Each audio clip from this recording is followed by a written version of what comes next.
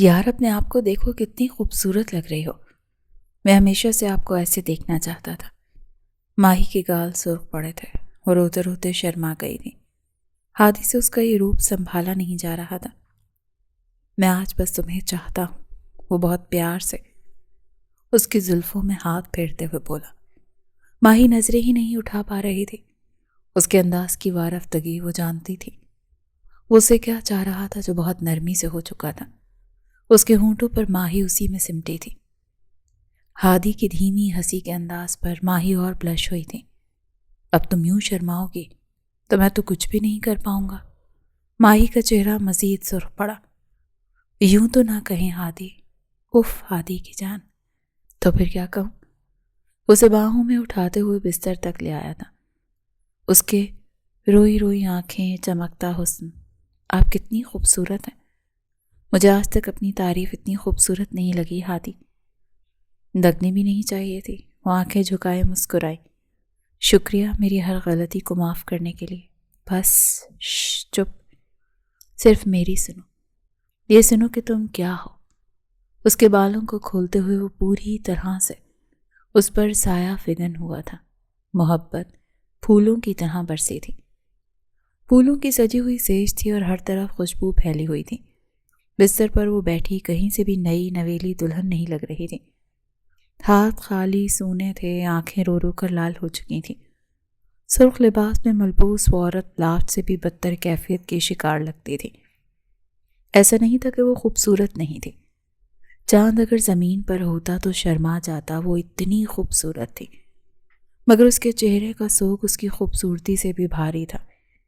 اگر ابھی اسے کوئی دیکھتا تو اس کی خوبصورتی سے پہلے وہ سوگ نظر آتا، یوں جیسے وہ بس ابھی رو دے گی پھر سے۔ تبھی کمرے کا دروازہ کھلا اور وہ لرسی اس کے ذہن میں الفاظ پتھر بن کے گونجے کہ گھر سے بھاگی ہوئی لڑکی پھر سے دوبارہ اسی گھر میں کبھی عزت سے رکھی نہیں جاتی۔ ہاتھوں کی مٹھیاں بھیج گئیں اور اس کا دل شدید زور سے دھڑک رہا تھا۔ زمر بھاگتی ہوئی کمرے میں آدم کی تھی۔ آپ ہی میری بات سنیں، آپ کو پتا ہے بڑے بھائی آ گئے ہیں۔ ماہی کو لگا کہ اس نے کچھ غلط سنا۔ وہ جو کھڑکی کے سامنے کھڑی چاند کو تک رہی تھی، آہستہ سے مڑی۔ کیا کہہ رہی ہو؟ ہادی آ گئے؟ جی وہ آ گئے۔ ماہی کا سر جھکا۔ اسے لگا وہ سوچنے سمجھنے کی صلاحیت بھی کھو چکی ہے۔ اتنا جلدی؟ وہ منمنائی تھی۔ آپ ہی وہ پورے 5 سال بعد واپس آئے ہیں اور آپ کہہ رہی ہیں اتنا جلدی؟ 2 آنسو تھے جو ماہی کی آنکھوں میں آ کر رکے تھے۔ وہ رونا چاہتی تھی مگر آج کیسے روتی؟ آج تو وہ واپس آ گیا تھا۔ مگر خوشی کیوں نہیں ہو رہی تھی؟ اس کی نظر جا کر اپنی کل کی آئی ہوئی رزلٹ پر ٹھہری۔ وہ سوچ میں پڑ گئی کہ وہ تو ابھی بہت کچھ کرنا چاہتی تھی زندگی میں، مگر یہ سب نہیں۔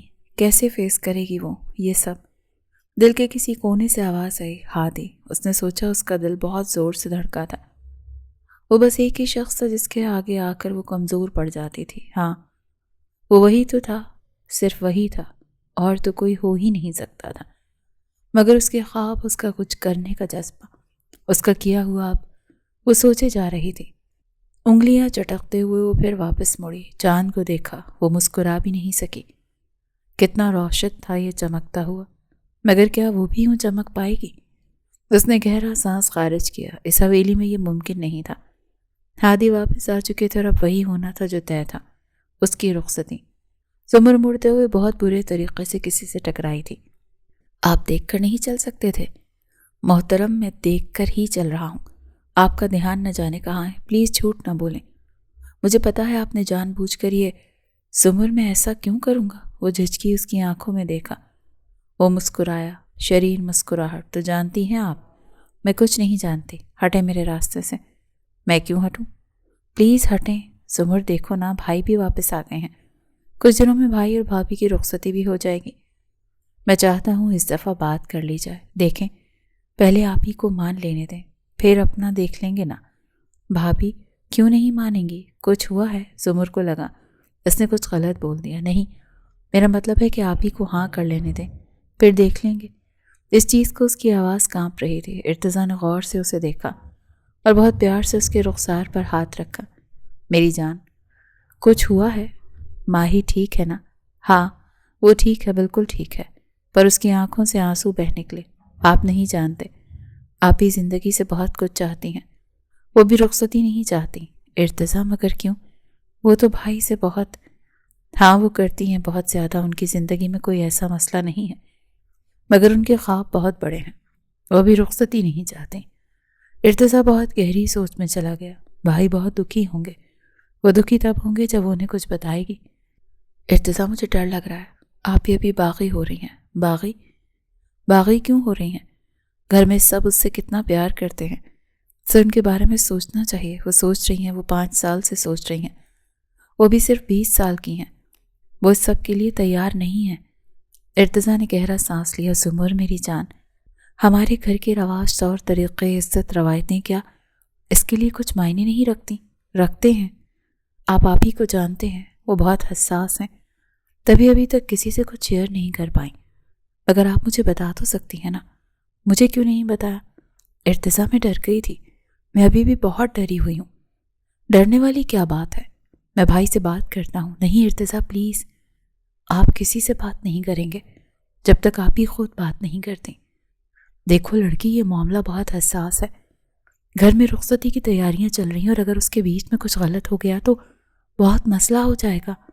دیکھیں ارتضیٰ، آپ ہی نے مجھ سے کہا ہے کہ وہ خود بات کریں گی، امی جان سے، بابا جان سے۔ آپ سمجھ نہیں رہی، آپ کہہ رہی ہیں وہ بہت جذباتی ہو رہی ہیں اس وقت، اور اگر عین موقع پر انہوں نے کچھ غلط کر لیا تو ہم کہیں کے نہیں رہیں گے، نہ ہم رہیں گے نہ وہ رہے گی۔ آپ ہمارے گھر کو، خاندان کو جانتی ہیں، سب تباہ ہو جائے گا۔ اسپیشلی آپ بھائی کو جانتے ہیں، وہ بہت کتنے غصے میں سخت ہے اس معاملے میں، سارا مسئلہ یہی ہے۔ ارتضیٰ تبھی وہ ڈری ہوئی ہیں، وہ ہادی کو جانتی ہیں اسی لیے چپ ہے۔ سب سے بڑا مسئلہ یہ ہے کہ وہ بہت محبت کرتی ہیں ان سے، مگر خواب بیچ میں آ رہے ہیں۔ آپ جانتے ہیں آپ ہی بھی ہوں، پیچھے نہیں ہٹیں گی، کبھی بھی نہیں۔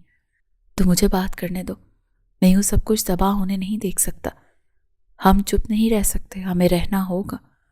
وقت سے پہلے اگر ہم میں سے کسی نے بھی کچھ کہا تو معاملہ اور خراب ہو سکتا ہے۔ وقت سے پہلے ہی وقت بہت آگے نکل آیا ہے، کچھ دنوں میں رخصتی ہے اور آپ کہہ رہی ہیں کہ وقت سے پہلے۔ ارتضیٰ نے بہت سخت نظروں سے اسے دیکھا۔ اب میں جا رہا ہوں، مگر میں ضرور بات کرنے کی کوشش کروں گا۔ تم کہہ دینا ماہی سے، وہ اکیلی نہیں ہے، میں اس کے ساتھ ہوں۔ جیسا بھی ہے وہ کچھ غلط نہیں چاہ رہی، خواب پورے کرنا اس کا حق ہے۔ اگر یہ حق دینے میں اس کا ساتھ دینا پڑا ارتضیٰ شاہ تو سب سے پہلے اس صف میں ہوگا۔ زمر کا دل دھڑکا، نہ جانے کیوں، مگر وہ کچھ ثانی کے لیے اس کی آنکھوں میں دیکھتے ہوئے خاموش ہوئی تھی، جس پر ارتضیٰ نے بہت ہی صاف گوئی سے نظریں چرائی تھیں۔ میں اوپر جا رہا ہوں، آپ اپنا خیال رکھیے گا، بہت زیادہ سوچنے کی ضرورت نہیں ہے۔ وہ میری بھابھی ہیں، میں بہت پرواہ کرتا ہوں ان کی، جیسے اس نے کچھ باور کروایا تھا۔ زمر نے گہرا سانس لیا۔ جانتی ہوں، بس ڈر گئی تھی۔ نہیں، ڈرنے والی بات نہیں ہے، جو تھا بہت پہلے چھوڑ آئے ہیں ہم، ابھی جو ہو رہا ہے اسے دیکھنا ہے۔ اس کے رخسار کو بہت پیار سے چھوتے وہ آگے بڑھ گیا تھا۔ پیچھے زمر گہرا سانس لیتے صوفے پر بیٹھتی چلی گئی تھی۔ شاہ خاندان ہمیشہ سے اپنی پابندیوں اور اصولوں کے لیے جانا جاتا ہے۔ کچھ سال پہلے جب ماہی صرف 15 سال کی تھی تب اس کا نکاح ہادی شاہ سے پڑھوا دیا گیا تھا۔ یہ نکاح اس وقت یوں ہوا تھا کہ ہادی کو آگے کی تعلیم کے لیے آؤٹ آف کنٹری جانا تھا، مگر شاہ خاندان کے کچھ اصول تھے۔ زارون احمد شاہ نے اپنے بیٹے ہادی میر شاہ کو اس چیز کا پابند کیا تھا کہ وہ باہر جا کر صرف پڑھے گا، اسی لیے انہوں نے اپنے بھائی کی بیٹی ماہی صفدر شاہ کا نکاح اپنے بیٹے ہادی میر زارون سے کروا دیا تھا۔ صفدر شاہ اور زارون شاہ دونوں بھائی تھے، ایسے بھائی جن کے آپس میں بے لوث محبت تھی۔ ماہی اور ہادی کے نکاح کے بعد جب ہادی پڑھنے کے لیے باہر جا چکا تھا، اس دوران صفدر شاہ کا بہت برا کار ایکسیڈنٹ ہوا جس میں وہ اور ان کی بیوی دنیا چھوڑ گئے۔ ماہی اور زمر کی ذمہ داری زارون میر شاہ اور ان کی بیوی رمشا میر شاہ نے اٹھائی تھی۔ یہ صدمہ بچیوں کے لیے بہت بڑا تھا، مگر وہ وقت کے ساتھ سنبھل گئی تھی۔ زمر تو سنبھل گئی تھی، مگر ماہی وہ اور بھی زیادہ حساس ہو گئی تھی، اتنی حساس کہ وہ راتوں کو اٹھ بیٹھتی، روتی تھی، اپنے احساس چھپا لیتی تھی۔ اسے لگتا تھا اسے یہاں کوئی نہیں سمجھے گا۔ ماں باپ کی موت نے اسے بہت بری طرح توڑا تھا۔ ہادی سے نکاح کا فیصلہ اس کے بابا کا تھا اور وہ بہت خوش تھی۔ ماہی اس مرد کی محبت میں 15 سال کی عمر میں گرفتار ہوئی تھی۔ جب وہ 22 کا تھا اور ماہی صرف 15 سال کی۔ ان کی عمر میں 7 سال کا فرق تھا، مگر ماہی ٹوٹ کر محبت کرتی تھی ہادی سے۔ پھر وہ دور ہو گئے، بہت دور۔ وہ چلا گیا، پھر وہ اکیلی پڑ گئی۔ ماں باپ چلے گئے، سوچیں بدلیں، وہ بڑی ہوتی گئی اور یوں ہی 5 سال گزر گئے۔ اس کے انٹرمیڈیٹ کا رزلٹ بھی آ گیا۔ اس دوران اس نے بہت خواب دیکھے تھے۔ جب وہ اکیلی تھی، حساس تھی، اس نے خود کو پھر سے جوڑا تھا۔ خواب دیکھ کر کچھ بننے کی خواہش پال کر بیٹھی تھی، اور اب یہ نکاح اس کے پیروں کی زنجیر بن رہا تھا۔ جو کبھی اس کے جینے کا مرکز ہوا کرتا تھا، وہ یہ سب نہیں چاہتی تھی۔ ہاں، اسے تھی محبت، وہ آج بھی اسی مرد کی پابند تھی، مگر وہ اپنے ساتھ زیادہ مخلص رہنا چاہتی تھی۔ اگر اسے صرف اپنے بارے میں سوچنا کہا جائے تو غلط نہیں ہوگا۔ وہ واقعی اپنے بارے میں سوچ رہی تھی۔ ابھی بھی یوں ہی ٹہلتے ہوئے وہ یہی سوچ رہی تھی کہ اب اسے کیا کرنا چاہیے۔ تبھی اس کے کمرے کا دروازہ کھلا۔ اس نے اسی طرح دیکھا، ماہی ٹھٹکی، سامنے ارتضیٰ میر شاہ کھڑا تھا۔ آپ یہاں کیا کر رہے ہیں؟ بات کرنی ہے مجھے۔ میں نے بات نہیں کرنی آپ سے۔ ماہی، آپ سمجھ نہیں رہی۔ آپ جو بھی سوچ رہی ہیں، سمجھ رہی ہیں، وہ غلط ہے۔ یہ مجھے آپ بتائیں گے کہ کیا صحیح ہے اور کیا غلط۔ ماہی، دیکھیں، بھائی اس وقت اسٹڈی میں اکیلے ہیں، آپ ان کے پاس جائیں، ان سے بات کریں۔ میں کس سے بات کروں؟ اس شخص سے جس نے باہر جا کر پیچھے مڑ کر میری خبر تک نہیں لی، یہ جانتے ہوئے بھی کہ میں کتنی اکیلی ہوں۔ میرے ماں باپ چلے گئے، اس گھر میں بالکل اکیلی پڑ گئی۔ تب بھی ان کی کال نہیں آئی، اور میں یہاں پل پل انتظار کرتی رہی کہ شاید ابھی آئے گی، شاید ابھی آئے گی۔ نہیں ارتضیٰ، میں ان کے پاس نہیں جاؤں گی۔ جنہوں نے میرا نکاح کروایا تھا، میں ان کے پاس جاؤں گی۔ میں زارون میر کے پاس جاؤں گی، ان سے بات کروں گی، ان سے پوچھوں گی کہ آخر کیوں اس دور میں جہاں لڑکیاں اتنی آزاد ہیں، ہم اس پنجرے میں قید کیوں ہیں؟ میں وہ نہیں کر سکتی جو میں چاہتی ہوں۔ کیا کچھ سال میرا انتظار نہیں کیا جا سکتا؟ جیسے 5 سالوں سے یہ گھر میر کا کر رہا تھا۔ اتنے ڈبل سٹینڈرڈز۔ اگر اسے تم بغاوت کہنا چاہتے ہو تو کہہ سکتے ہو، مگر میں پیچھے نہیں ہٹوں گی۔ ارتضیٰ نے گہرا سانس خارج کیا۔ میں اسے بغاوت نہیں کہہ رہا، تم جو بھی چاہتی ہو اس میں تمہارے ساتھ ہوں ماہی۔ ماہی نے اس کی طرف دیکھا، یوں جیسے کہہ رہی ہو کہ سچ میں؟ ایسے کیوں دیکھ رہی ہوں؟ میں واقعی تمہارے ساتھ ہوں۔ وہ مسکرا بھی نہیں سکی، جیسے ہونا چاہیے وہ اسٹڈی میں بند بیٹھا ہے۔ جب سے آیا تھا شکل تک نہیں دیکھی تھی ماہی کی، اور ایک یہ شخص تھا بچپن سے لے کر آج تک ماہی کے معمولی سے معمولی چوٹ پر دوڑا چلا آتا تھا۔ پتہ نہیں کیوں، پر ماہی کو یہ شخص کبھی برا نہیں لگا تھا۔ وہ پھیکا سا مسکرائی، تھینک یو، بلا وجہ تم پر چلائی۔ ابھی وہ بات کر ہی رہے تھے جب زمر کمرے میں داخل ہوئی۔ آپ کہاں ہیں؟ سامنے ان دونوں کو باتیں کرتے دیکھ کر وہ ٹھٹکی، مگر کچھ بولی نہیں۔ بھائی ملنا چاہتے ہیں آپ سے۔ ماہی کو لگا وہ کچھ غلط سن رہی ہے۔ نہیں، ایسا تو نہیں ہو سکتا، وہ ہرجائی خود ملنا چاہتا ہے۔ ایسے کیا دیکھ رہی ہیں؟ وہ بے یقین ہو رہی تھی۔ ہاں، وہ آپ سے ملنا چاہتے ہیں۔ ارتضیٰ، آپ چلیں باہر، کچھ دیر میں بھائی ادھر آ جائیں گے۔ ادھر ماہی کی آواز جیسے کھائی سے آئی تھی۔ ہاں آپ ہی ادھر ایسے کیوں ریئیکٹ کر رہی ہیں؟ ہاں ٹھیک ہے۔ اس کے ہاتھ لرز رہے تھے۔ اتنے سالوں بعد اتنے نزدیک سے بات ہوگی، وہ کیا کہے گی اسے، کیسے کہے گی، کچھ سمجھ نہیں آ رہا تھا، مگر وہ بس گہرے گہرے سانس لے رہی تھی۔ سامنے جا کر بیٹھ گئی۔ تبھی کمرے کا دروازہ کھلا اور وہ نظریں جھکائے ہوئے تھی۔ اس کی نظریں چمچماتے بوٹ پر پڑیں۔ کوئی بہت آہستہ سے اس کے پاس، بہت پاس آ کر بیٹھا تھا۔ ماہی نے گہرا سانس خارج کیا۔ وہ اس کی طرف نہیں دیکھ پا رہی تھی جس طرف وہ بیٹھا تھا۔ ماہی کا دل دھڑکا۔ اسے اس سے پہلے کبھی اپنا نام اتنا خوبصورت نہیں لگا تھا جتنا اس وقت لگ رہا تھا۔ ہادی نے گہرا سانس لیا۔ اس کی سانسوں کی خوشبو بہت دل فریب تھی۔ ماہی نے اعتراف کیا تھا، کچھ کہیں، اتنی خاموش کیوں ہیں؟ میں جب سے آیا ہوں میں نے نوٹ کیا ہے آپ مجھے اوائڈ کرتی ہیں۔ مجھ سے خفا ہیں کیا؟ مجھ سے کوئی غلطی ہوئی ہے؟ ماہی، بے شک میں باہر پڑا ہوں، لیکن میں اپنے مورلز نہیں بھولا۔ میں آج بھی اتنا ہی آپ کا پابند ہوں جتنا آپ میری۔ آپ سن رہی ہیں نا؟ وہ جیسے ٹرانس سے باہر آئی تھی۔ جی میں سن رہی ہوں۔ تو میری طرف دیکھیں نا، کچھ دنوں میں ہماری رخصتی ہے، آپ خوش ہیں نا؟ ماہی نے اس کی طرف دیکھا۔ 5 سال بعد ان دونوں کی نظریں ملی تھیں، یوں جیسے وقت ٹھہر گیا تھا۔ ہادی کے وجود میں لرزش ہوئی۔ اتنا مکمل حسن، وہ لڑکی تو سراپا محبت تھی۔ اس نے آج تک اپنے ہر احساس کو اپنی محرم کے لیے سنبھال کر رکھا تھا، اور آج اسے یوں اپنے سامنے پا کر وہ سرشار ہوا تھا۔ مگر اس کی آنکھوں میں کوئی عجیب سا تاثر تھا، دل ہلا دینے والا۔ آپ کچھ کہنا چاہتی ہیں؟ وہ خود کو کہنے سے روک نہیں پایا۔ ہاں، اس کی آنکھوں میں دیکھتے ہوئے کچھ دیر کے لیے ٹھہر تو وہ بھی گئی تھی۔ سامنے بیٹھا شخص مکمل حسن تھا، نیلی آنکھیں، سرخ و سفید رنگت، خوبصورت بال، دل فریب شخصیت، احترام سے بھرا ہوا لہجہ۔ اس کے علاوہ ایک عورت کو کیا چاہیے ہوتا ہے؟ ماہی نے اپنی سوچ کو جھٹکا۔ کسی کو نہیں چاہیے ہوتا ہے کچھ بھی، مگر اسے بہت کچھ چاہیے تھا۔ وہ ہادی کو چاہتی تھی، مگر اپنے آپ کے مکمل ہونے کے بعد۔ ہاں، وہ شخص مکمل تھا، مگر اس سے پہلے اس کی اپنی پہچان کیا تھی؟ اس کے لیے بہت معنی رکھتا تھا۔ ہادی، میں ابھی، وہ کچھ کہتی تبھی کمرے کا دروازہ کھلا اور سامنے رمشا میر زارون کھڑی تھی۔ ہادی بہت نرمی سے اٹھا۔ وہ میں ملنے آیا تھا، جب سے آیا ہوں تب سے ملاقات ہی نہیں ہوئی۔ ہاں میں جانتی ہوں، خیر اب مل لیا نا، آپ جاؤ، تمہارے ابا سائی نے دیکھ لیا تو بہت مسئلہ ہو جائے گا۔ کچھ دنوں میں رخصتی ہے، تم دونوں کو یوں ملنا ٹھیک نہیں۔ ہاں میں جانتا ہوں، آپ ٹھیک کہہ رہی ہیں۔ اس نے خاموش نظر ماہی پر ڈالی، جیسے کہہ رہا ہو کہ ابھی یہ ملاقات ادھوری ہے، مگر پوری ملاقات ضرور ہوگی۔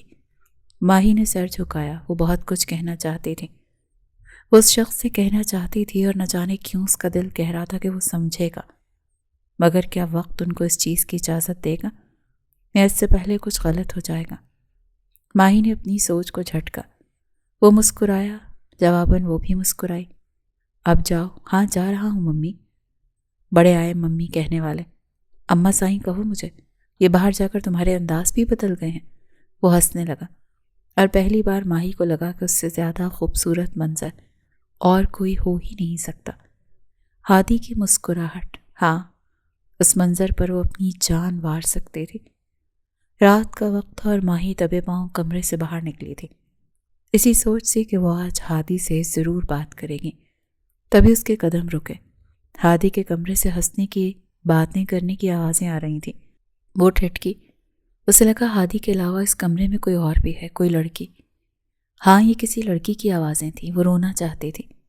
نہیں نہیں، ہادی ایسے نہیں ہے، انہوں نے کہا تھا وہ مجھے کبھی دھوکہ نہیں دے سکتے۔ اس کے قدم لرزے، مگر وہ رکی نہیں، وہ آگے بڑھتی گئی۔ اب بس اتنا فاصلہ تھا کہ وہ دروازہ کھول لیتی تو سامنے کا منظر شاید اس کا دل چیر لیتا، مگر اسے یوں لگا جیسے دروازہ کھلا ہوا ہے۔ اس نے تھوڑا سا سر کمرے کے اندر کیا تو سامنے کا منظر دیکھ کر وہ جیسے لڑ کھڑائی تھی، آنکھوں سے آنسو ٹپ ٹپ بہنے لگے تھے۔ وہ قدم پیچھے لے رہی تھی، وجود لرز رہا تھا۔ ایسا نہیں ہو سکتا، ہادی بے وفا نہیں ہو سکتے، ان کا کردار برا نہیں ہے، میں نے جو دیکھا وہ سچ نہیں ہے، ایسا ہو ہی نہیں سکتا، ایسا نہیں کر سکتے، وہ ہرگز نہیں کر سکتے۔ وہ میری طرح مجھ سے محبت کرتے ہیں، اتنی ہی کرتے ہیں جتنی میں کرتی ہوں۔ اگر وہ کہیں گے رک جاؤ تو میں رک جاؤں گی، جو کہیں گے وہ کروں گی۔ وہ بے وفائی نہیں کر سکتے، میں تو ان کی پابند ہوں۔ ہاں، وہ یہی سوچ کر آئی تھی کہ اگر وہ اجازت نہیں دے گا تو وہ اسی کی مانے گی۔ ظاہر ہے وہ اس کا شوہر ہے، بے انتہا محبت تھی اسے میر ہادی سے، کیسے نہیں مانے گی اس کی؟ مگر یہ کیا، یہ تو اس نے سوچا ہی نہیں تھا کہ اس بے وفائی کا تو وہ تصور بھی نہیں کر سکتے تھے، اور وہ بھی یوں کھلے عام، اسی گھر میں جہاں وہ بھی رہتی ہے۔ باہر بہت تیز بارش ہو رہی تھی، بادل گرج رہے تھے۔ کبھی کسی سے ذکر جدائی مت کرنا، ان آنسوؤں کو کبھی روشنائی مت کرنا، جہاں سے جی نہ لگے تم وہاں بچھڑ جانا، مگر خدا کے لیے بے وفائی مت کرنا۔ اب یہ تو طے تھا کہ وہ یہاں نہیں رہے گی، بہت دور چلی جائے گی سب سے، مگر کیا گھر چھوڑنا اتنا آسان ہوگا؟ ماہی سوچ چکی تھی وہ کچھ بھی برداشت کر سکتی تھی، مگر بے وفائی نہیں۔ یہ تو اس نے سوچا ہی نہیں تھا کہ وہ جس شخص کے بچپن سے پابند رہی تھی وہ یوں اتنی آسانی سے اس کا دل توڑے گا، یا یوں کہا جائے کہ اس سے بے وفائی کرے گا۔ اسے اندھیرے میں رکھنا چاہے گا۔ وہ کبھی بھی اس کی سچائی نہ جان پاتے۔ اگر وہ آج یوں اس کے کمرے تک نہ گئی ہوتی۔ اس کا دل بہت زور سے دھڑک رہا تھا۔ بارش اسی کے اوپر برس رہی تھی، وہ بھیگتی جا رہی تھی اور رات ڈھلتی جا رہی تھی۔ وہ گھر سے دور ہو رہی تھی، فاصلے بڑھ رہے تھے۔ کسی نے ٹھیک کہا تھا، برا وقت اگر گزر گیا تھا اور کسی کو بھنک تک نہ لگی تھی۔ ارتضیٰ میر ٹھیک تھا، وقت پر جو بات سنبھل سکتی تھی وہ وقت پر نہ سنبھالنے کی وجہ سے بگڑ چکی تھی۔ اگلے دن کا سورج طوفان لے کر آیا تھا۔ شاہ ہاؤس الٹ پلٹ کر دیا گیا تھا، مگر ماہی صفدر کہیں سے نہیں ملی۔ سب یوں تھے جیسے پتھر کے مجسمے ہوں، کسی کو سمجھ نہیں آ رہا تھا کہ آخر ہوا کیا تھا۔ وہ اتنا بڑا قدم کیسے اٹھا سکتی تھی؟ وہ گھر کیسے چھوڑ سکتی تھی؟ آخر کیسے؟ ہال میں کسی کی سسکیاں گونجیں۔ زارون میر نے پلٹ کر دیکھا تو سامنے صوفے پر بیٹھی زمر رو رہی تھی۔ آپ ہی نہیں کر سکتی ہیں ایسا؟ ضرور کچھ ہوا ہوگا، ضرور کچھ ایسا ہے جو ہم نہیں جانتے۔ تم چپ کرو۔ تم سب جانتی تھی، تم نے ہمیں بتایا کیوں نہیں کہ وہ بغاوت کرنا چاہتی ہیں؟ ابا جان اسے بغاوت نہیں کہتے۔ ایسا لگا یہ آواز کسی سناٹے سے آئی تھی۔ زارون میر نے اپنے بڑے بیٹے کی طرف دیکھا۔ ہادی، تم اس عمل کو سپورٹ کر رہے ہو؟ وہ لڑکی اس لیے گھر چھوڑ کر گئی ہے کہ وہ آگے پڑھنا چاہتی تھی۔ یہ کہاں کی سمجھداری ہے؟ نہیں ابا جان، مجھے نہیں لگتا ایسا۔ ماہی ایسا نہیں کر سکتی۔ کچھ ہے جو میں نہیں سمجھ پا رہا۔ ارتضیٰ نے اپنے بھائی کی طرف دیکھا۔ کیا انہوں نے آپ سے بات کی تھی؟ نہیں، بات نہیں کی تھی، ہمارے بیچ طے ہوا تھا کہ ہم پھر ملیں گے۔ ہادی میر کو وہ آخری نظر یاد تھی۔ وہ جانتا تھا وہ آئے گی، ایسے کیسے وہ گھر چھوڑ سکتی ہے؟ رات کا کون سا پہر ہو رہا تھا، وہ لاہور کا چپا چپا چھان چکا تھا۔ وہ اسے نہیں ملی۔ ابھی بھی کئی لوگ اسے ڈھونڈنے میں جٹے ہوئے تھے، مگر ایسا لگتا تھا جیسے زمین کھا گئی یا شاید آسمان نکل گیا۔ وہ مل ہی نہیں رہی تھی۔ وہ نہیں ملے گی۔ بچے جو جانے کے لیے جاتے ہیں وہ کبھی نہیں ملتے۔ ابا جان ایسا مت کہیں، میں یہ نہیں دیکھ سکتا، نہ سن سکتا ہوں۔ آپ نہیں جانتے، یہاں آپ میں سے کوئی نہیں جانتا۔ میں بہت زیادہ محبت کرتا ہوں اس سے۔ اگر وہ نہیں ملی تو مر جاؤں گا۔ ایسے نہ کہیں۔ کوئی بھی رمشہ زارون کے پیچھے سے آواز آئی۔ ایسی بد کردار لڑکی کے لیے کوئی نہیں مرتا۔ وہ بد کردار نہیں ہے۔ میں یہاں کھڑا اپنی بیوی کے کردار پر کچھ نہیں سنوں گا۔ تم اس لڑکی کے کردار کو سپورٹ کر رہے ہو جو رخصتی سے چند دن پہلے گھر چھوڑ گئی۔ سوچو، شاید کسی اور کے لیے گھر چھوڑا۔ اماں سائیں، آپ کو اللہ کا واسطہ یوں نہ کہیں۔ ماہی کچھ بھی کر سکتی ہے، یہ نہیں کر سکتی۔ ضرور کچھ ہے جو میں نہیں جان پا رہا۔ وہ مجھ سے بات کیے بغیر کیسے گھر چھوڑ سکتی ہے؟ اگر اتنی بڑی بات اس کے دل میں تھی تو اسے مجھ سے بات کرنی چاہیے تھی۔ کیا میں اس کے خلاف ہو سکتا تھا؟ کبھی نہیں۔ وہ جو بھی چاہتی تھی میں اس کے ساتھ کھڑا رہتا۔ میں اتنا تنگ نظر تو نہیں تھا۔ وہ مجھے موقع تو دیتی۔ بھائی اسے ڈھونڈیں، پلیز میری بہن کو ڈھونڈیں۔ زمر آپ کی آپ ہی مل جائیں گی، یہ میرا وعدہ ہے آپ سے۔ وہ ضرور ملے گی۔ ارتضیٰ کب سے اپنے بھائی کو دیکھ رہا تھا۔ یہ وہ شخص تھا جو نکاح کے بعد ایک دن بھی اس کے ساتھ نہیں رہا، اور اسے کتنا اعتماد تھا اس کے کردار پر۔ اور یہاں موجود باقی لوگ جو اس لڑکی کو بچپن سے جانتے تھے، اس کے کردار پر شک کر رہے تھے۔ اسے حیرت ہوئی اور صدمہ ہوا۔ گھر کے بڑے ماہی سے بدگمان ہو چکے تھے۔ گھر سے بھاگی ہوئی لڑکیاں کبھی بھی اسی گھر میں نہیں بسا کرتی میر۔ رمشہ زارون کی آواز آئی۔ وہ میری بیوی ہے۔ وہ گھر سے بھاگ چکی ہے، شاید کسی اور کے لیے، کسی اور مرد کے لیے۔ تمہارے نکاح میں ہوتے ہوئے بات صرف پڑھائی کی نہیں ہوگی، بات کوئی اور تھی۔ اماں سائیں بس کر دیں، میرا دل پھٹ جائے گا، مجھ پر رحم کرے۔ وہ 27 سالہ مرد رو رہا تھا۔ رمشہ زارون کو حیرت ہوئی۔ انہوں نے آگے بڑھ کر اسے گلے سے لگایا۔ تم اس بد کردار لڑکی کے لیے رو رہے ہو؟ میں تمہاری شادی ایک بہت خوبصورت اور باکردار لڑکی کے ساتھ کرواؤں گی۔ رونا بند کرو۔ ویسے بھی یہ فیصلہ تمہارے بابا کا تھا، میری رضامندی اس میں شامل نہیں تھی۔ اماں سائیں، آپ جانتی ہیں، آپ جانتی تھی ہمیشہ سے کہ میں کتنی محبت کرتا ہوں اپنی منکوحہ سے۔ میں نے اپنی زندگی کے 5 سال ایک زندگی سے بھرپور ملک میں گزارے، مگر میں کبھی بھی انہیں نہیں بھولا۔ اور آپ کو لگتا ہے کہ یہاں جب وہ میرے اتنے پاس رہی تو میں انہیں بھول جاؤں گا اور آپ میری شادی کسی اور سے کروائیں گے؟ تو یہ آپ کا خواب ہے۔ اگر وہ ساری زندگی نہیں ملی نا، تب بھی ہادی میر اسی کے لیے بیٹھا رہے گا۔ میں نہیں جانتا انہوں نے گھر کیوں چھوڑا، مگر میں اتنا جانتا ہوں ان کے کردار میں کھوٹ نہیں ہے، ہو ہی نہیں سکتا۔ اور اگر آپ لوگ مجھے زندہ دیکھنا چاہتے ہیں تو آج کے بعد اس گھر میں ماہی ہادی شاہ کے کردار کی بات نہیں ہوگی۔ اس کی آواز میں ایسی کاٹ تھی کہ وہاں کھڑا ہر نفوس جیسے آگاہ ہو گیا تھا۔ وقت بیتنے لگا، انتظار بڑھنے لگا۔ وہ ہر روز رات کو چاند کے سامنے یوں کھڑا ہوتا تھا جیسے اس وقت وہ بھی اسے دیکھ رہی ہوگی، یا یوں کہ یہ انتظار صرف ایک طرفہ نہیں ہے، کہیں نہ کہیں وہ بھی اسے یوں ہی یاد کرتی ہوگی، یوں ہی انتظار کرتی ہوگی۔ 1 سال، 2 سال، 3 سال وقت گزر رہا تھا اور انتظار طویل ہو رہا تھا۔ راتیں لمبی ہو رہی تھی، درد بڑھ رہا تھا۔ اس بیچ ارتضیٰ اور زمر کی شادی کر دی گئی۔ زمر بہت خوش تھی، بہت زیادہ، مگر کہیں نہ کہیں وہ اداس بھی تھی۔ اسے اپنی آپ ہی چاہیے تھی۔ وہ جو اس کی ایک ہی ساتھی تھی وہ اکیلی پڑ گئی تھی۔ اس گھر میں ارتضیٰ بھی خوش تھا، اسے زمر سے کوئی طوفانی محبت نہیں تھی، مگر وہ بہت عزت کرتا تھا اس کی۔ جب ان دونوں کی بات پکی ہوئی تھی تب وہ دونوں بہت چھوٹے تھے۔ تب ارتضیٰ کی پسند کچھ اور تھی، وہ ماہی کو چاہتا تھا۔ ہاں، وہ چاہت طوفانی ہوتی اگر وہ اس پر کوئی جائز حق رکھتا، مگر وہ سنبھل گیا تھا۔ جب اس کا نکاح اس کے بڑے بھائی سے کر دیا گیا وہ رک گیا تھا، مگر دل کب کسی کے اختیار میں رہا ہے۔ پھر بھی وہ اپنے دل سے ماہی کے لیے وہ نرم گوشہ نہیں نکال سکا، کبھی نہیں نکال سکا، اور شاید کبھی نکال بھی نہ پائے۔ اور اس چیز سے زمر واقف تھی۔ وہ جانتی تھی ارتضیٰ کے دل کا حال، مگر وہ یہ بھی جانتی تھی کہ اب وہ اس کی بھابھی ہے، اور وہ پورے دل سے اپنی بھابھی کے لیے دعا گو تھا کہ وہ واپس آ جائیں، اس گھر میں واپس آ جائیں، جیسے ہادی میر کی ویران زندگی آباد ہو۔ ان کے نکاح کے بعد ارتضیٰ اور زمر کا رشتہ اور مضبوط ہوا تھا۔ بہت پیار اور محبت سے ارتضیٰ نے اسے محبت بخشی تھی، وہ مقام دیا تھا جو ہمیشہ سے اسی کا تھا، اس وعدے کے ساتھ کہ وہ ہمیشہ اس کے ساتھ مخلص رہے گا۔ جو جگہ اس کی ہوگی وہ کسی کی نہیں ہوگی۔ زمر مطمئن تھی، وہ جانتی تھی کہ ارتضیٰ ایک بہت اچھا ہمسفر ثابت ہوگا، اور ایسا ہی ہوا تھا۔ وہ دونوں ایک دوسرے کے لیے مکمل تھے، پرفیکٹ تھے۔ ہادی ان کو ساتھ دیکھ کر بہت خوش ہوتا تھا، مگر اس کے اندر کی ویرانی، وہ تکلیف کم ہی نہیں ہوتی تھی۔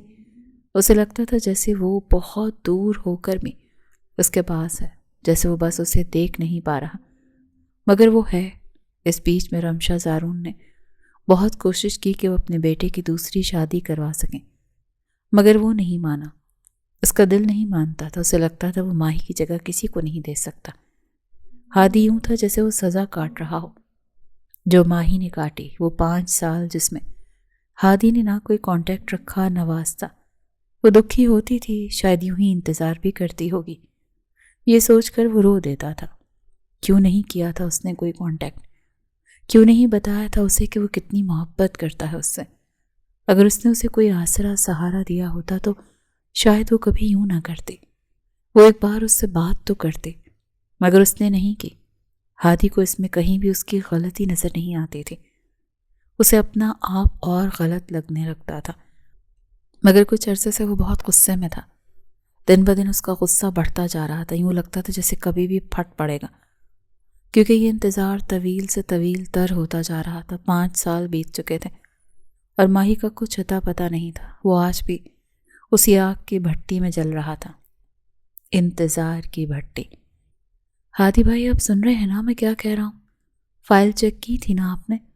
ارے میری طرف تو دیکھیں۔ سامنے کھڑا شخص مڑا، جس کی پشت ارتضیٰ کی طرف تھی۔ وہ ٹھٹکا، ارے داؤد، تم؟ مجھے لگا بھائی ہیں۔ داؤد ہنسا، یار تم پہلے نہیں ہو، ہمیں دیکھ کر اکثر لوگ ایسے غلط سمجھ جاتے ہیں، انہیں لگتا ہے میں ہادی ہوں۔ وہ ہمارا قد، ہیئر اسٹائل اور انداز خاصا سیم ہے نا، اسی لیے شاید۔ بالکل ٹھیک کہہ رہے ہو۔ جانتے ہو، پیچھے سے بولے جا رہا تھا، مجھے لگا بھائی ہے، مگر جب تم مڑے تو پھر اندازہ ہوا کہ تم تو داؤد ہو، ہے نا؟ تم بھی دھوکہ کھا گئے۔ مجھے لگا دنیا میں ایک واحد انسان ہے جو دھوکہ نہیں کھا سکتا، مگر لک، تم بھی دھوکہ کھا گئے۔ اب ایسی بھی کوئی بات نہیں، تمہاری پشت تھی میری طرف، کوئی بھی دھوکہ کھا سکتا ہے۔ بالکل ٹھیک کہہ رہے ہو۔ ویسے میں نے فائل ہادی تک پہنچا دی تھی، اس نے چیک کر لی ہوگی۔ بھائی کیسے ہیں؟ بالکل ٹھیک ہیں، کل سے الجھا ہوا ہے، تھوڑا سا، کیونکہ طبیعت تو ٹھیک ہے نا؟ ہاں طبیعت بالکل ٹھیک ہے، مگر یو نو واٹ، میں اب تھک چکا ہوں اس مسئلے سے۔ ہادی کو آگے بڑھ جانا چاہیے۔ کب تک وہ ماہی کے پیچھے اپنی زندگی برباد کرتا رہے گا؟ وہ جا چکی ہے، اب واپس نہیں آئے گی، اور پچھلے 5 سال سے نہ جانے وہ کہاں ہے، کیا کرتی پھر رہی ہے۔ ہادی کو اتنا اعتماد کیوں ہے اس لڑکی پر؟ ارتضیٰ پھیکا سا مسکرا۔ لو جی، تم بھی مسکرا رہے ہو۔ بھائی کو اعتماد نہیں ہے اس لڑکی پر؟ وہ لڑکی ان کی بیوی ہے اور وہ ہماری ماہی ہے، وہ کچھ بھی کر سکتی ہے، اس کا کردار غلط نہیں ہو سکتا۔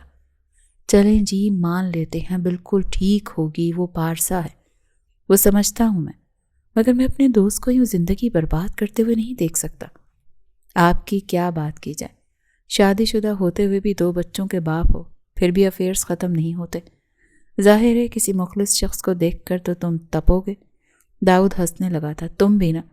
ویسے ارتضیٰ کے تاثراتوں سے یہ لگتا نہیں تھا کہ اس نے مذاق کیا ہے، تاثر بس یہ گیا تھا کہ وہ مذاق کر رہا ہے۔ چھوڑو، تم بھائی کہاں ہے؟ آتا ہوگا، فون کیا تھا اس نے، مگر یوں لگا جیسے کچھ کہتے کہتے رک گیا۔ کیا کہتے کہتے رک گیا؟ سمجھ نہیں آئی۔ اس کا انتظار کرتے ہیں۔ ہاں ٹھیک ہے۔ گھر چھوڑنے کے بعد وہ سیدھی اپنی بچپن کی دوست عائشہ کے پاس چلی گئی تھی۔ عائشہ جو کچھ عرصہ پہلے لاہور چھوڑ کر کراچی منتقل ہو چکی تھی، اس کے لیے اجنبی شہر میں واحد جان پہچان تھی، مگر جان پہچان کا ہونا بھی ہمیشہ آسانی نہیں بن جاتا۔ بعض اوقات دکھ اتنا گہرا ہوتا ہے کہ اپنا سایہ بھی اجنبی سے لگنے لگتا ہے، اور ماہی اسی کیفیت سے گزر رہی تھی۔ یہ فیصلہ اس کے لیے آسان نہیں تھا، مگر وہ جانتی تھی کہ اگر وہ ایک لمحہ بھی مزید اس گھر میں رکتی تو شاید خود کو ہمیشہ کے لیے کھو بیٹھتی۔ اپنی منقوہ کی بے وفائی نے اسے اندر سے توڑ کر رکھ دیا تھا۔ وہ شخص جس سے وہ حد سے زیادہ محبت کرتی تھی، جس کے ساتھ اس نے مستقبل کے رنگین خواب بنے تھے، وہی اس کی زندگی کا سب سے گہرا غم بن گیا تھا۔ یہ صرف بے وفائی نہیں تھی، یہ اعتماد کے ٹوٹنے کی آواز تھی، یہ اس یقین کی موت تھی جو ماہی نے برسوں دل میں پالا تھا۔ اس لمحے اسے محسوس ہوا جیسے اس کے پاؤں کے نیچے سے زمین ہی نکل گئی ہو۔ گھر، رشتہ، نام، پہچان، سب کچھ ایک ہی وقت میں بے معنی سا ہو گیا تھا۔ اسی بے وفائی نے اسے گھر چھوڑنے پر مجبور کیا، ورنہ وہ لڑکی جو رشتوں کو آخری حد تک نبھانے پر یقین رکھتی تھی، کبھی اس قدر بڑا قدم اٹھانے کا سوچ بھی نہ سکتی۔ کراچی آ کر بھی اس کی اذیت کم نہ ہوئی۔ وہ شدید ڈپریشن میں چلی گئی تھی۔ راتیں اس کے لیے سب سے مشکل ہوتی جب نیند اس کی آنکھوں سے روٹ جاتی اور یادیں بے رحم ہو کر اس پر حملہ آور ہوتی۔ وہ اکثر بستر پر لیٹتی، چھت کو گھورتی رہتی، دل میں ایک ہی سوال گونجتا رہتا کہ آخر اس کی خطا کیا تھی۔ آنسو خاموشی سے تکیے میں جذب ہو جاتے اور وہ خود سے بھی یہ کہنے سے قاصر رہتی کہ وہ ٹوٹ چکی ہے۔ وہ کسی سے بات نہیں کرنا چاہتی تھی، نہ کسی کی ہمدردی سننے کا حوصلہ تھا۔ اس کے اندر ایک خاموش جنگ جاری تھی جس میں وہ ہر روز ہار رہی تھی۔ اس کے لیے سب سے بڑا صدمہ ہادی کا غم تھا، وہ محبت جسے وہ چھوڑ آئی تھی، جس کی یادیں اس کے دل سے چپکی ہوئی تھیں۔ ہادی صرف ایک نام نہیں تھا، وہ اس کی زندگی کا وہ باپ تھا جس میں اس نے خود کو پہچانا تھا۔ اس کی ہنسی، اس کی باتیں، اس کے وعدے، سب کچھ ماہی کے اندر کہیں زندہ تھا۔ وہ چاہ کر بھی اس محبت کو دل سے نکال نہیں پا رہی تھی، مگر ایک بات تھی جو وہ نہیں چھوڑ سکتی تھی، اور وہ تھی اس کے خواب، ڈاکٹر بننے کا خواب۔ یہ اس کی زندگی کا سب سے بڑا سہارا تھا۔ یہی خواب اس کے لیے رکاوٹ بھی بنے تھے، رخصتی سے اجتناب کا ڈر، ذمہ داریوں کا خوف، یہ احساس اگر وہ اس راستے پر چلی گئی تو شاید اپنے خوابوں کو دفن کرنا پڑے گا۔ یہ سب اس کے فیصلوں پر اثر انداز ہوتا جا رہا تھا، مگر اب جب سب کچھ چن چکا تھا تو اسے یہ احساس بھی ہونے لگا تھا کہ اگر اس نے اپنے خواب بھی چھوڑ دیے تو اس کے پاس بچنے کو کچھ بھی نہیں رہے گا۔ ایسے میں عائشہ اس کے لیے نعمت بن کر سامنے آئی، وہ دوست جس نے اسے اس حال میں دیکھا جب ماہی خود کو بھی پہچاننے سے انکاری تھی۔ عائشہ نے نہ اسے کمزور کہا، نہ اس کے فیصلوں پر سوال اٹھائے۔ اس نے صرف اسے یاد دلایا کہ وہ کون تھی اور کیا بننا چاہتی تھی۔ اس نے ماہی کو بتایا کہ دکھ کے ساتھ جینا سیکھا جا سکتا ہے، مگر خوابوں کو مرنے دینا سب سے بڑی شکست ہے۔ کئی راتیں ایسی گزریں جب عائشہ اس کے پاس بیٹھی رہی، اس کی خاموشی کو سنا اور اس کے آنسوں کو بغیر کسی سوال کے قبول کیا۔ آہستہ آہستہ ماہی نے خود کو سنبھالنا شروع کیا۔ یہ کوئی ایک دن کا معجزہ نہیں تھا بلکہ ایک طویل اور کٹھن سفر تھا۔ وہ اٹھتی، خود کو آئینے میں دیکھتی اور خود سے کہتی کہ وہ ہار نہیں مانے گی۔ دل کے اندر غم موجود تھا، ہادی کی محبت کی یاد بھی تھی، مگر اس نے فیصلہ کر لیا تھا کہ وہ ان سب کے ساتھ جینا سیکھے گی۔ اس نے دن رات محنت شروع کی، چھوٹی چھوٹی نوکریاں کیں، کبھی کلینک میں اسسٹنٹ بنی، کبھی ٹیوشن پڑھائی۔ پیسے جمع کرنا اس کے لیے آسان نہیں تھا، مگر اس کا حوصلہ اس کی سب سے بڑی طاقت تھا۔ بے آرام راتیں اس کا مقدر بن گئیں، کبھی کتابوں کے ساتھ اور کبھی تھکن سے چور آنکھوں کے ساتھ۔ وہ بس ایک ہی مقصد کے تحت چلتی رہی۔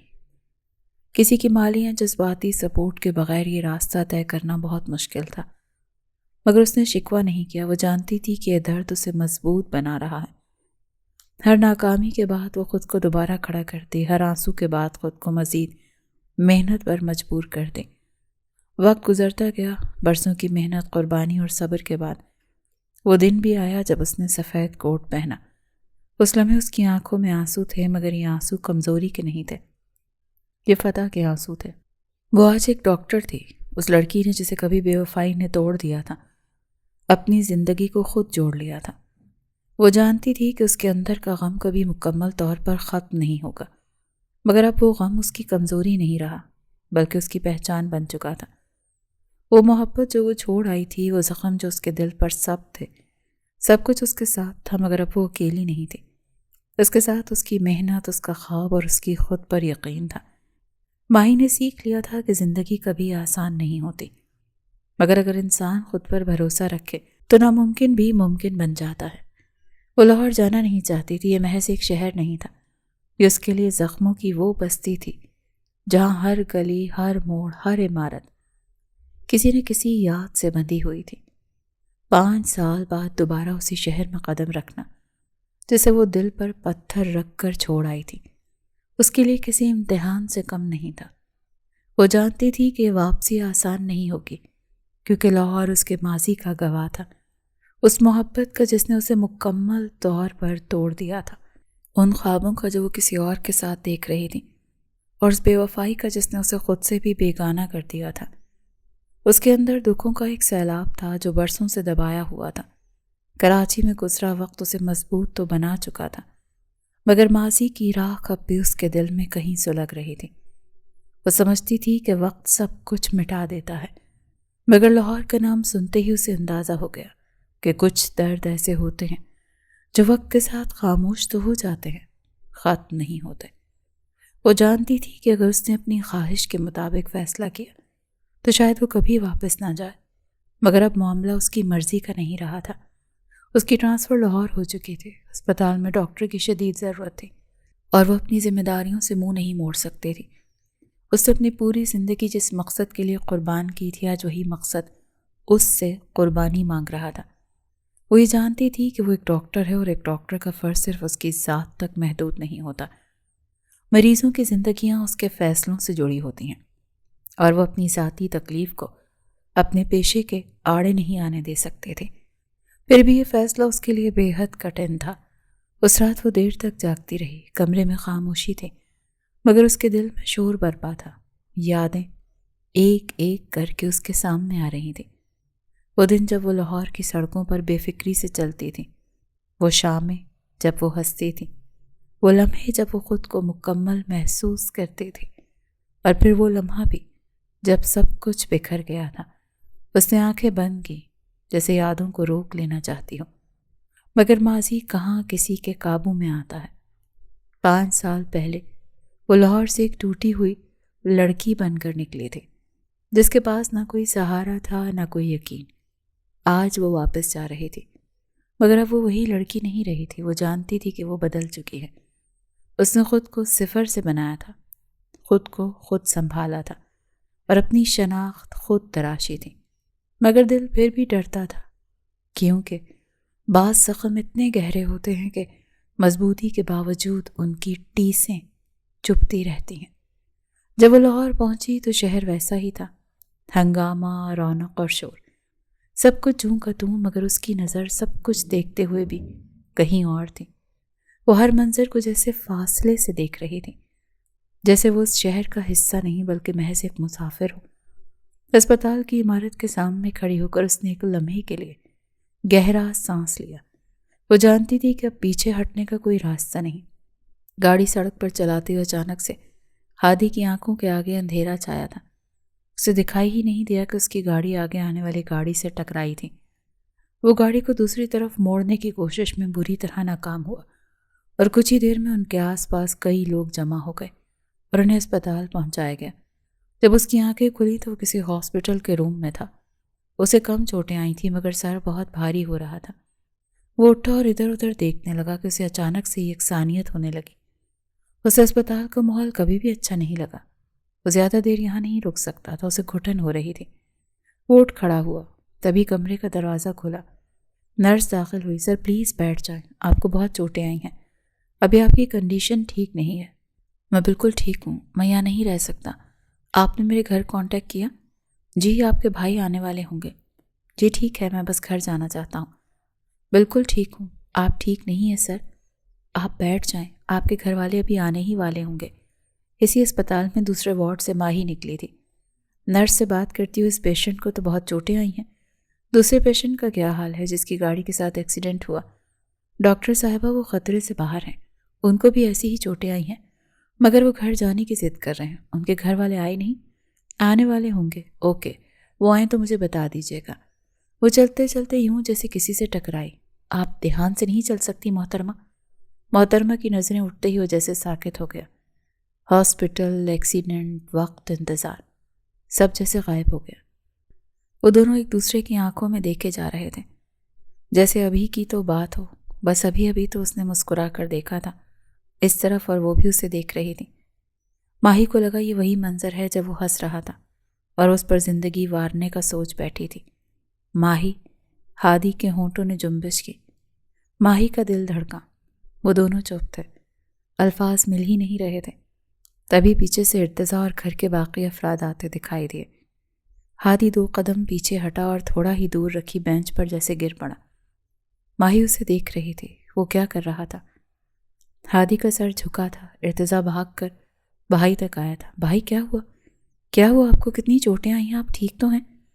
रमशा तो वारी सदके जा रही थी, तुम्हें मेरी भी उम्र लग जाए। मेरे बच्चे क्या हुआ?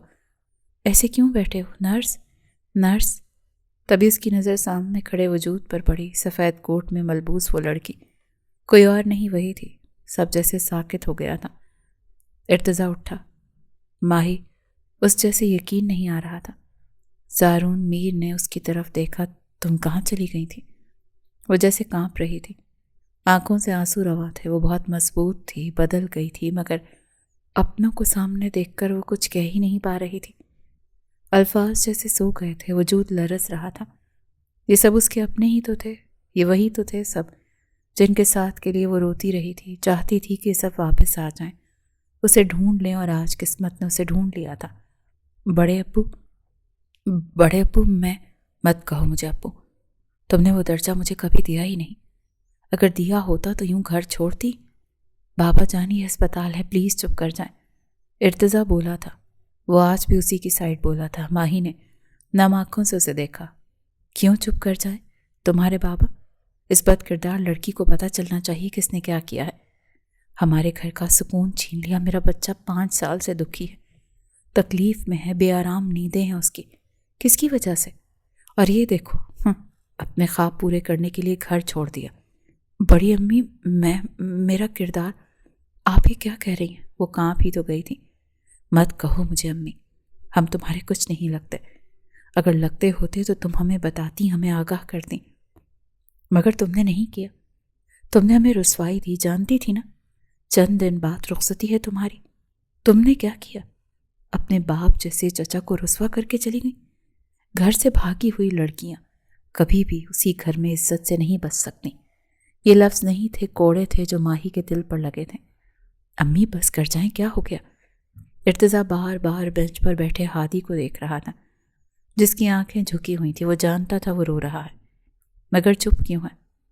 हमें घर चलना चाहिए। ज़ारून मीर की आवाज़ कहीं दूर खाई से आई थी, जैसे कह रहे हों कि हमारा इस लड़की से कोई ताल्लुक़ नहीं, मैं बाहर जा रहा हूँ। रमशा मीर भी शौहर के पीछे ही गई थी। इर्तिज़ा अभी भी अपने भाई को देख रहा था। भाई कुछ तो कहें। इर्तिज़ा तुम जाओ, भाई प्लीज़। وہ چیخا۔ میں نے کہا جاؤ ارتضیٰ۔ ارتضیٰ نے ایک نظر ماہی کو دیکھا اور چھوٹے چھوٹے قدم اٹھاتا ہوا باہر کی طرف بڑھ گیا۔ اب صرف وہ دونوں تھے اور خاموشی تھی۔ ماہی اس سے بات نہیں کرنا چاہتی تھی۔ وہ چاہتی تھی وہ چپ چاپ آگے بڑھ جائے۔ یہ سب کچھ، یہ ذلت، یہ رسوائی اسے کس وجہ سے ملی تھی؟ کسی شخص کی وجہ سے، اور وہ یوں مہان بنا بیٹھا تھا، جانتا بھی نہیں تھا کہ یہ سب اس کے ساتھ کیوں ہوا۔ وہ آگے بڑھ جانا چاہتی تھی اور اس نے قدم اٹھائے تھے۔ اگر یوں تھا تو یوں ہی صحیح، ان سب کو اس کی ضرورت نہیں تھی۔ تو وہ بھی تو 5 سال سے اکیلی رہ رہی تھی، آگے بھی رہ لے گی۔ وہ آگے بڑھ رہی تھی، تبھی اس کا ہاتھ کسی نے مضبوطی سے تھام کر اپنی طرف کھینچا تھا۔ وہ اس کے اتنا پاس آ گئی تھی کہ دونوں کی سانسیں یکجاں تھیں۔ کیوں کیا؟ ہادی کی سرگوشی نما آواز ماہی کے کانوں سے ٹکرائی تو 2 آنسو ٹوٹ کر ماہی کے ہاتھ پر گرے تھے۔ میرا ہاتھ چھوڑے ہادی، میں نے آپ کو خود چھونے کی اجازت نہیں دی۔ میری بیوی ہو تم، میرا حصہ، تمہیں چھونے کے لیے مجھے تمہاری اجازت کی ضرورت نہیں ہے۔ میں یہ رشتہ آپ کے حقوق نہیں نبھانا چاہتی۔ ہادی کو لگا کہ اس نے کچھ غلط سنا ہے۔ کیا کہا؟ دوبارہ کہنا۔ میں نے کہا میں یہ رشتہ، آپ سے جڑے تعلقات سب توڑنا چاہتی ہوں۔ جب تک میں زندہ ہوں تب تک تو یہ ممکن نہیں۔ تو میں مر جاتی ہوں تو مر جاؤ ماہی۔ دونوں کئی ثانیے خاموش رہے، جیسے وہ دونوں جو بول گئے ہوں وہ ممکن نہ ہو، جیسے اسے تکلیف ہوئی ہو، مگر خاموش رہے۔ ماہی کو اپنا ہاتھ جلتا ہوا محسوس ہو رہا تھا۔ وہ اسے کھینچتا ہوا ہاسپٹل سے باہر لے جا رہا تھا۔ ہادی میرا ہاتھ چھوڑیں، میں آپ کے ساتھ نہیں چلنا چاہتی، تمہیں چلنا پڑے گا۔ خاموشی سے چل رہی ہو تو ٹھیک ہے، ورنہ یوں ہی صحیح۔ وہ روتی رہی، چیختی رہی، مگر وہ اسے شاہ منچن واپس لے آیا۔ کیوں لائے ہو اسے؟ یہ گھر اس گھر میں نہیں رہ سکتی۔ زارون میر چیخے تھے، یہ میری بیوی ہے۔ اگر میں یہاں رہوں گا تو ماہی بھی یہیں رہے گی۔ اگر آپ کو اعتراض ہے تو میں یہاں سے چلا جاتا ہوں۔ اور رمشا میر کا دل دھک سے رہ گیا تھا۔ وہیں زارون میر بھی ڈر گئے تھے۔ میں جلد سے جلد رخصتی چاہتا ہوں۔ اگر آپ لوگ نہیں کر سکتے تو مجھے بتا دیں۔ زارون میر شاہ کی طرف دیکھا۔ تم ٹھیک کہتے ہو، ہم جلد سے جلد ایک چھوٹی سی تقریب کا انتظام کرتے ہیں۔ رخصتی اب ہو جانی چاہیے۔ اگر تمہارا یہی فیصلہ ہے تو ہمیں منظور ہے، وہ تمہاری بیوی ہے۔ تم اسے رکھنا چاہتے ہو، اتنا سب ہو جانے کے بعد بھی تو تمہاری مرضی، ہم اسے تمہارے لیے برداشت کر لیں گے۔ رمشا نے سر جھکا لیا، جیسے وہ جانتی تھیں کہ اگر وہ بیٹے کے سامنے بغاوت کریں گی تو اسے بھی کھو دیں گی۔ تمہارے بابا ٹھیک کہہ رہے ہیں۔ ماہی کمرے میں یوں بیٹھی تھی جیسے یہ کمرہ انجان ہو، مگر یہ وہی کمرہ تھا جس میں اس کا بچپن گزرا تھا، بچپن سے جوانی تک کا سفر۔ ایک انتظار پہ روتی ہوئی لڑکی، ہادی آئے گا، اب آئے گا، اب آئے گا۔ اسے محسوس کیا کتنی بے وقوف تھی وہ، کس کا انتظار کرتی رہی، جسے احساس تک نہیں تھا کہ اس کے 5 سال اپنے گھر سے دور گزرے۔ کس کی وجہ سے؟ صرف اس کی وجہ سے۔ تبھی کمرے کا دروازہ کھلا اور زمر کمرے میں داخل ہوئی۔ آپ بھی کچھ کھا لیں، مجھے نہیں کھانا۔ زمر، مجھے بس واپس جانا ہے۔ آپ ہی، آپ کا گھر ہے یہ، میرا گھر نہیں ہے۔ جہاں میرے کردار کو غلط سمجھا جاتا ہو وہ میرا گھر نہیں ہو سکتا۔ ابھی سب بدگمان ہیں آپ سے، مگر میں جانتی ہوں میری آپ بھی ایسی نہیں ہے۔ آپ نے ایسا کیوں کیا تھا؟ ماہی نے منہ موڑ لیا۔ نہ جانے کیوں، مگر آج بھی اس شخص کا کردار خراب نہیں کر سکتی تھی جس کی وجہ سے اس کا کردار خراب ہو رہا تھا۔ چھوڑو اس کو، میں رخصتی نہیں چاہتی، میں یہ رشتہ ہی نہیں چاہتی۔ آپ بھی پلیز۔ بھائی آپ سے بہت پیار کرتے ہیں، انہوں نے یہ 5 سال کی اذیت اور تکلیف میں گزارے ہیں، ہم سب نے دیکھے ہیں۔ جب سب لوگ آپ کے کردار کی بات کرتے تھے وہ بس یہ کہہ دیتے تھے کہ آپ ان کی بیوی ہیں۔ اگر کوئی بھی اس گھر میں آپ کے خلاف بولے گا تو وہ چلے جائیں گے۔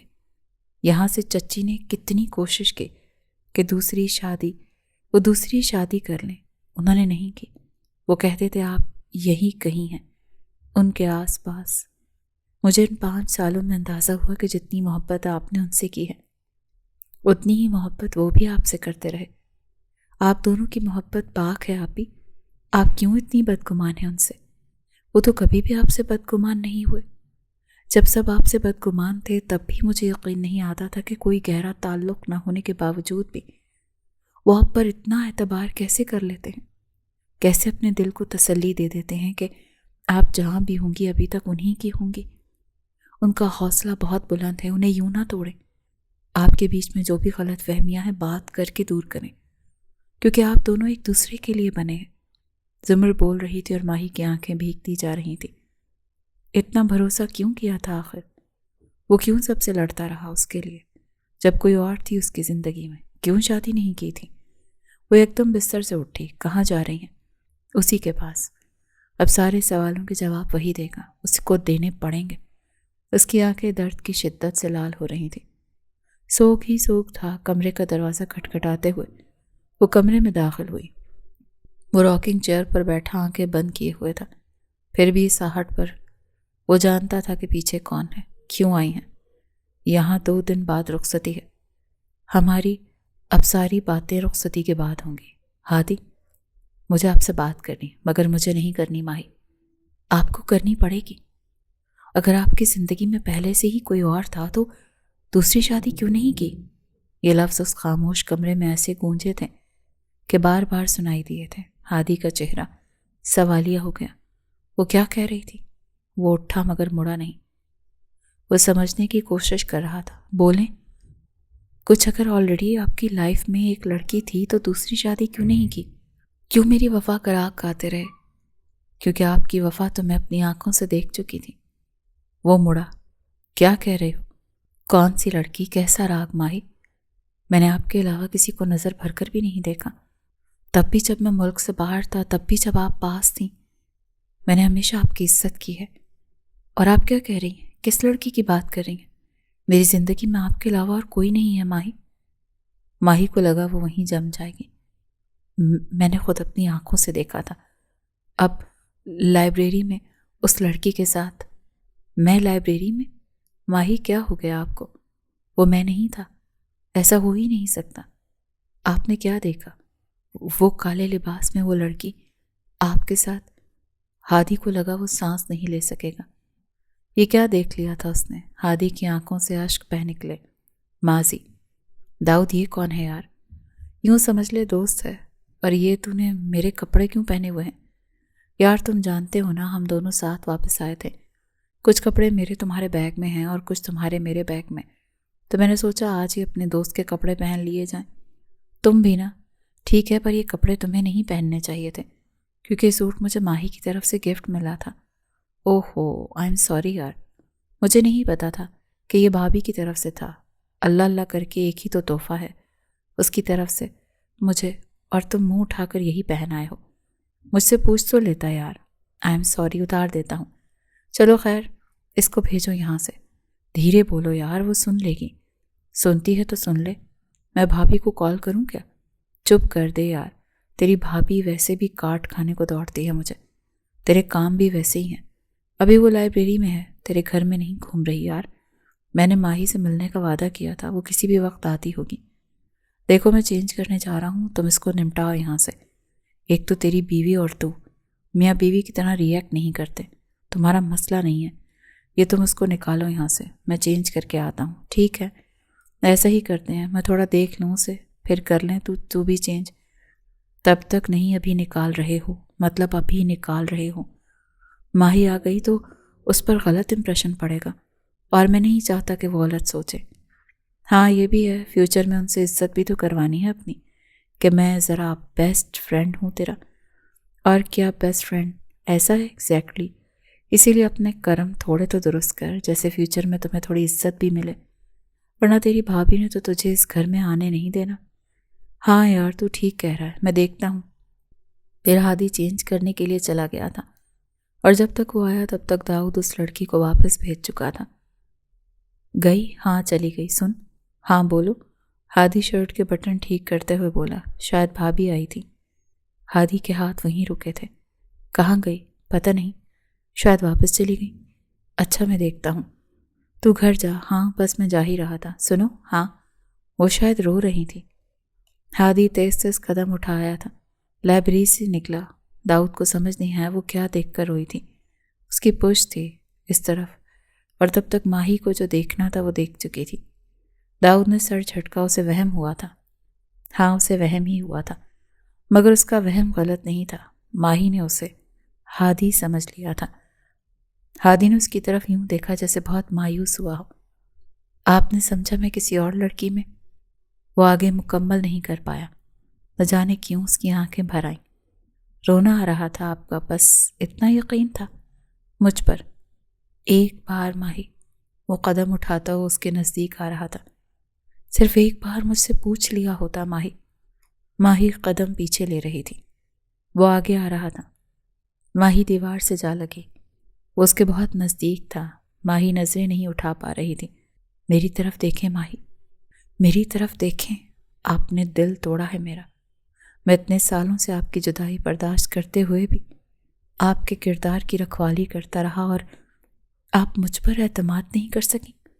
میں نے جو دیکھا، چپ کر جائیں ماہی۔ آپ نے جو دیکھا وہ غلط تھا، وہ میں نہیں تھا۔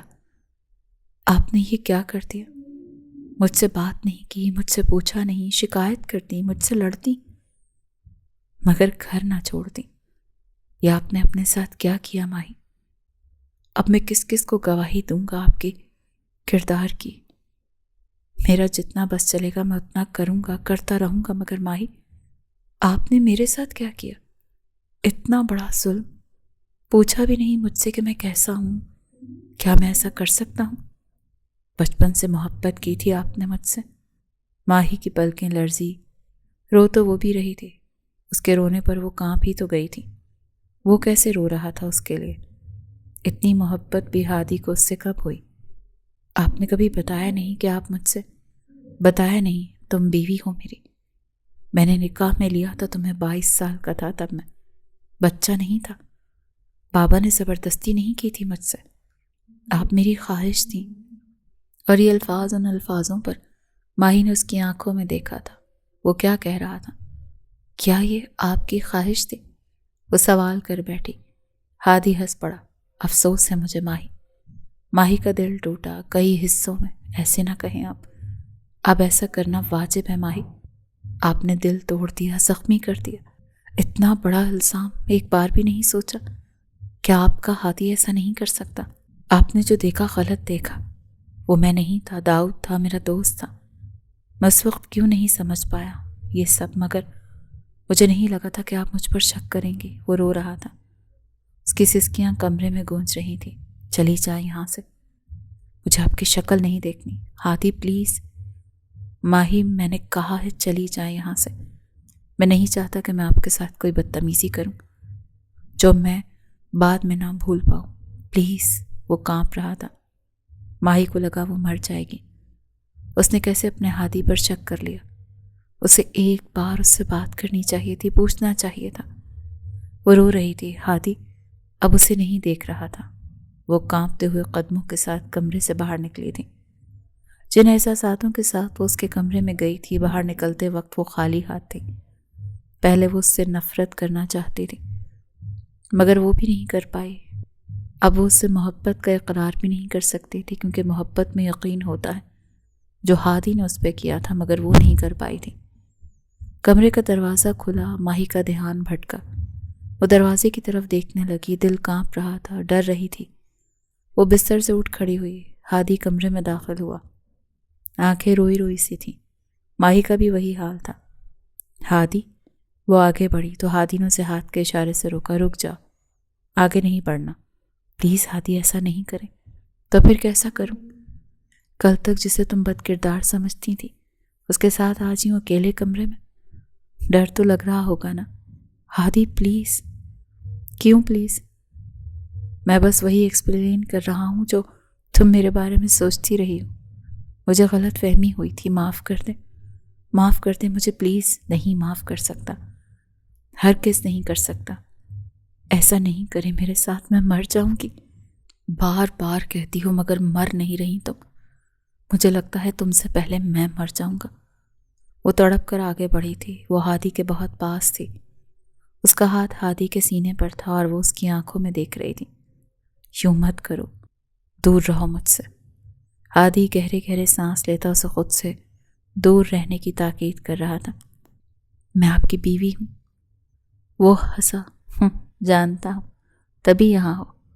ماہی نے اپنا ہاتھ اس کے رخسار پر رکھا۔ میں بہت محبت کرتی ہوں آپ سے ہادی۔ ہادی کے ہونٹ لرزے۔ ماہی، دور رہو، نہیں رہوں گی۔